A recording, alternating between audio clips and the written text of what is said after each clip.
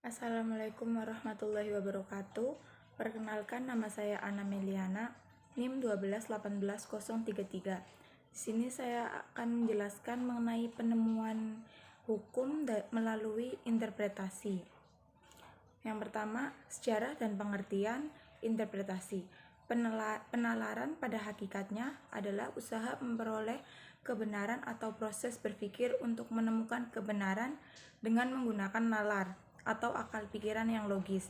Interpretasi atau penafsiran atau hermeneutik berasal dari bahasa Yunani, dari kata benda hermenia.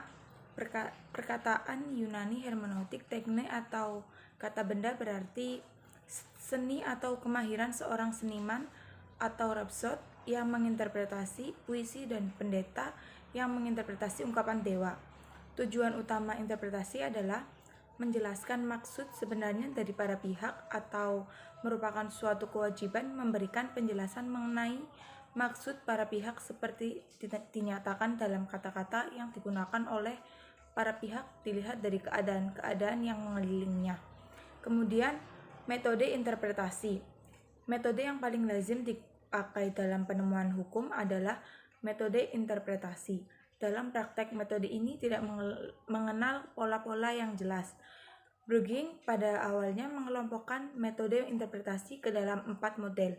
Yang pertama, Detakkundige interpretasi atau interpretasi bahasa, atau bisa disebut juga interpretasi gramatikal. Yang kedua, The Wetsystories interpretati atau interpretasi historis undang-undang. Yang ketiga, The Systematis interpretati atau interpretasi sistematis. Kemudian yang keempat, The Maatschappelige interpretati atau interpretasi kemasyarakatan. Kemudian macam-macam interpretasi. Yang pertama, interpretasi gramatikal. Interpretasi gramatikal merupakan interpretasi yang membahas mengenai perkataan. Contoh, interpretasi gramatikal misalnya mengenai istilah dipercayakan, sebagaimana dicantumkan pada Kitab Undang-Undang Hukum Pidana Pasal 432, kata dipercayakan diinterpretasikan menurut bahasa sebagai diserahkan. Kemudian yang kedua, interpretasi otentik, yaitu penafsiran menurut bahasa yang dicantumkan dalam peraturan itu sendiri, yang biasanya diletakkan pada bagian penjelasan atau memori van toelichting. Contoh, semua kata lingkungan hidup. Maksudnya, semua yang bersangkutan dengan kesatuan ruang yang semua benda, daya, keadaan, dan makhluk hidup, termasuk manusia dan perilaku yang mempengaruhi kelangsungan perkehidupan dan kesejahteraan manusia serta makhluk hidup lain. Yang ketiga, interpretasi teologis atau sosiologis, yaitu penafsiran berdasarkan tujuan kemasyarakatan.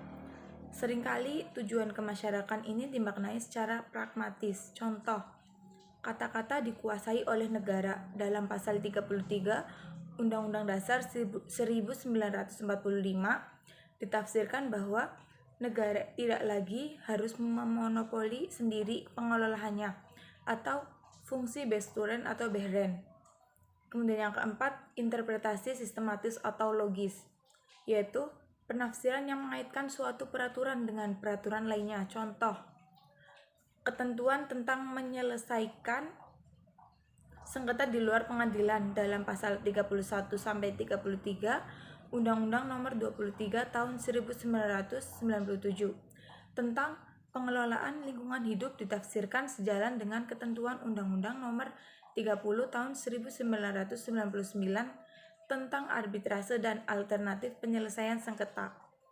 Kemudian yang kelima, interpretasi historis, yaitu interpretasi undang-undang menurut sejarah atau historis, merupakan interpretasi makna undang-undang dengan jalan meneliti menurut sejarah terjadinya undang-undang dan sejarah hukumnya. Contoh, Undang-Undang Nomor 1 Tahun 1974 tentang perkawinan hanya dapat dimengerti dengan meneliti emansipasi wanita. Kemudian yang keenam, interpretasi komparatif, yaitu penafsiran dengan cara memperbandingkan peraturan pada suatu sistem hukum lain. Sistem lain maksudnya di sini dapat saja peraturan hukum negara lain. Contoh, pada saat timbul sengketa dalam penafsiran suatu kata dalam perjanjian kontrak dagang antara pihak produsen barang di Indonesia dengan pihak pembeli dari luar negeri, maka hakim harus mencari arti kata yang disengketakan tersebut menurut hukum Indonesia dan menurut hukum negara orang yang membeli barang tersebut. Misal, orang Australia, maka hakim akan memperbandingkan kata-kata yang disengketakan tersebut menurut hukum Indonesia dan hukum Australia. Kemudian yang ketujuh, interpretasi restristik, yaitu metode penafsiran yang sifatnya membatasi atau mempersempit makna dari suatu aturan. Interpretasi restriktif digunakan untuk menjelaskan suatu ketentuan undang-undang. Contoh, hakim dalam menafsirkan batas tetangga dalam pasal KUH Perdata ditafsirkan membatasi hanya pada tetangga rumah dan bukan termasuk menyewa rumah. Metode-metode penemuan hukum dapat dikelompokkan berdasarkan dua pendekatan, yaitu the textualist approach dan the purposive approach. Interpretasi gramatikal dan otentik termasuk pendekatan pertama, sementara interpretasi lainnya mengacu pada pendekatan kedua. Bragg and Winkelmann mencatat pendekatan dengan memperhitungkan keadaan-keadaan tertentu yang dapat disamakan dengan purposive approach itu baru diterima luas sesudah Perang Dunia Kedua. Oke, selanjutnya yaitu materi konstruksi hukum. Konstruksi hukum ini dilakukan apabila tidak ditemukan ketentuan undang-undang yang secara langsung dapat diterapkan kepada kasus yang dihadapi. Atau mungkin dalam peraturannya memang tidak ada. Atau terjadi kekosongan hukum ataupun kekosongan undang-undang. Nah, dalam hal ini hakim menggunakan penalaran hukum logisnya untuk mengembangkan lebih lanjut teks undang-undang. Nah, metode inilah yang dimaksud dengan konstruksi hukum. Metode konstruksi hukum yang biasa digunakan oleh hakim yaitu meliputi argumentum per analogium atau biasa disebut dengan analogi atau kias, kemudian argumentum contrario, dan penyempitan atau pengkonkretan hukum. Kemudian penjelasan dari metode argumentum per analogium yaitu metode penemuan hukum dengan cara hakim mencari esensi yang lebih umum dari sebuah peristiwa hukum atau perbuatan baik yang telah diatur oleh undang-undang maupun yang belum ada peraturannya. Metode penemuan hukum dengan analogi ini sudah sering digunakan dalam perkara perdata. Namun, dalam perkara pidana menggunakan analogi dilarang karena dianggap bertentangan dengan asas legalitas dalam Kitab Undang-Undang Hukum Pidana. Kemudian yang kedua yaitu metode argumentum a contrario.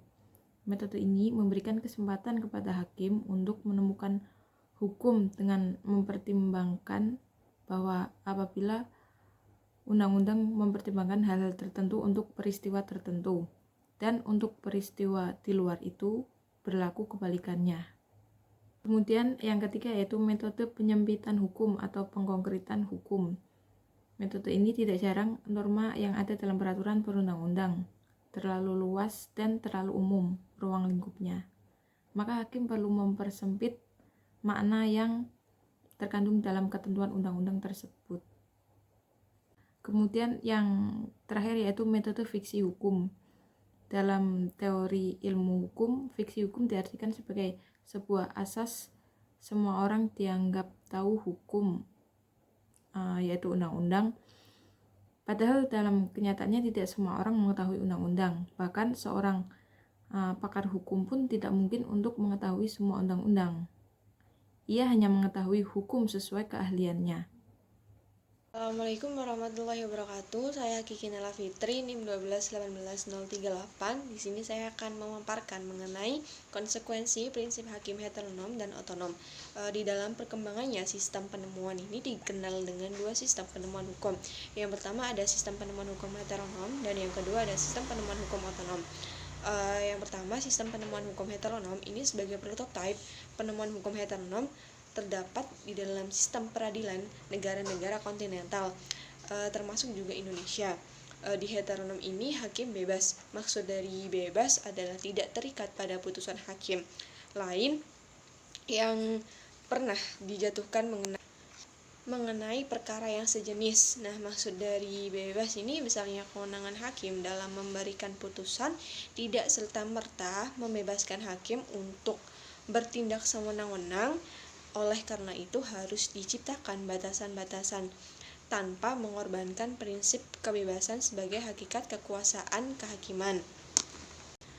Untuk menghindari kebebasan hakim yang tanpa kendali sehingga dikhawatirkan menjadi sewenang-wenang, maka menurut Bagirmanan ada 5 batasan yang tidak boleh dilampaui oleh hakim, yaitu yang pertama hakim yang memutus berdasarkan hukum, yang kedua hakim dilarang memutus di luar apa yang dituntut atau dimohonkan, yang ketiga hukum memutus untuk memberikan keadilan dan tidak untuk kepentingan lain di luar itu, yang keempat hukum wajib memeriksa apakah suatu objek perkara atau sengketa yang diajukan masih berada di dalam wewenang pengadilan atau di luar wewenang pengadilan, dan yang terakhir hakim harus terbebas dari segala bentuk permainan politik dalam memutus perkara dan tidak mencampuri kewenangan legislatif sebagai pembentuk undang-undang serta eksekutif sebagai penentu kebijakan pemerintah. Lalu sistem yang kedua ada sistem penemuan hukum otonom. Ini sebagai prototipe penemuan hukum otonom terdapat dalam sistem peradilan di Anglo-Saxon yang menganut asas the binding force precedent atau stare decisis et Olion and Mouvier. Di sini hakim terikat pada putusan hakim yang telah dijatuhkan mengenai perkara sejenis dengan yang akan diputus hakim yang bersangkutan. Dalam sistem penemuan hukum otonom ini memang putusan hakim terdahulu mengikatnya sehingga merupakan faktor di luar diri hakim yang memutuskan. Akan tetapi hakim yang akan memutuskan itu menyatu dengan hakim terdahulu yang telah menjatuhkan putusan mengenai perkara yang sejenis dengan pemikiran putusan. Dengan demikian putusan hakim terdahulu merupakan faktor di luar dirinya. Jadi antara sistem penemuan hukum otonom dan heteronom ini berbeda. Kalau yang heteronom itu tidak mengikat, lalu yang ini otonom itu mengikat. Menurut Wierda itu ada 3 sistem penemuan hukum, yaitu penemuan hukum heteronom, penemuan hukum otonom, dan penemuan hukum campuran. Penemuan hukum heteronom ini masih mengacu pada pandangan klasik bahwa semua hukum terdapat secara lengkap dan sistematis di dalam undang-undang dan tugas hakim adalah mengadili sesuatu atau menurut bunyi undang-undang, sementara penemuan hukum otonom ini adalah penemuan hukum yang bukan semata-mata hanya untuk menerapkan atau penerapan peraturan hukum terhadap peristiwa konkretnya, tetapi sekaligus juga merupakan penciptaan dan pembentukan hukumnya.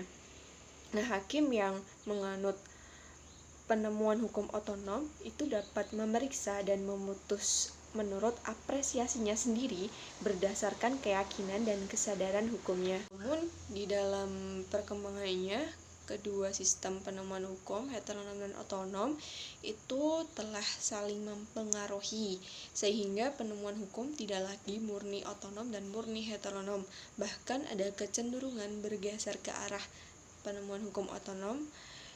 Di antara penemuan hukum yang heteronom dan otonom tidak ada batas yang tajam.